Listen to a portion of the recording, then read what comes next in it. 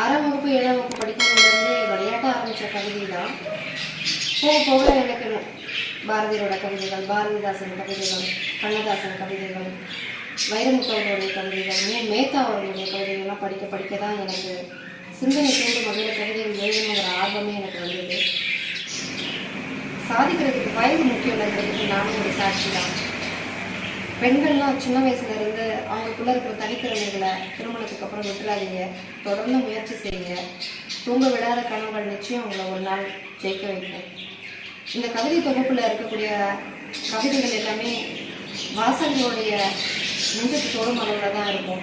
இந்த கவிதை வரிகள் எனக்கானது, இந்த கவிதையில் சொல்லப்பட்ட விஷயங்கள் எனக்கானது நம்ம உணர்வாங்க.